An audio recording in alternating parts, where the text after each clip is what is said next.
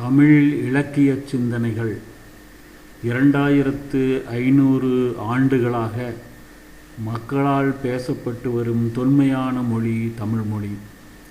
பெரும்பாலும் அடிப்படை தன்மைகள் மாறாது தொடரும் உலகச் செம்மொழி தமிழ்மொழி.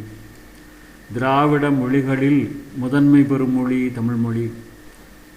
இலக்கு என்பதற்கு விளக்கம், நோக்கம், கொள்கை என பொருள் கொள்ளலாம். இயம் என்பதற்கு ஒலிப்பது, கூறுவது, வெளிப்படுத்துவது என பொருள் கொள்ளலாம். அதனால் குறிக்கோள்களையும் கொள்கைகளையும் விளக்குவது இலக்கியம் எனலாம். தமிழ் இலக்கியம் செய்யுள் வடிவம் மற்றும் உரைநடை வடிவம் என 2 வகைகளை கொண்டது எனலாம். செய்யுள் வடிவம் 2000 ஆண்டுகள் கொண்டது எனலாம். உரைநடை வடிவம் கதை, சிறுகதை, புதினம், நாடகம், கட்டுரை, வாழ்க்கை வரலாறு, பயணக் கட்டுரை, நாட்குறிப்பு, கடிதம் போன்றவை கொண்டது எனலாம்.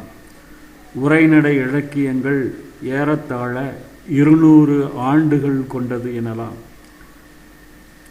பொருளை அடிப்படையாக கொண்டு அனைத்து இலக்கியங்களையும் அகம், புறம் என பிரித்து விடலாம். பொருளை அடிப்படையாக கொண்டு அனைத்து இலக்கியங்களையும் அகம், புறம் என பிரித்து விடலாம். அகம் இன்பத்தில் அடங்கலாம், புறம் அறம் பொருள் என அடங்கலாம் எனலாம். மேலும் அக இன்பத்தினை சிற்றின்பம், பேரின்பம் என பகுக்கலாம். சிற்றின்பத்தில் காதல் போன்றனவும், பேரின்பத்தில் இறைபக்தியும் தேசபக்தியும் பிறவும் எனலாம். மேலும் இறைபக்தி சமய தோத்திர இலக்கியங்களும் சாத்திர இலக்கியங்களும் கொண்டவை எனலாம்.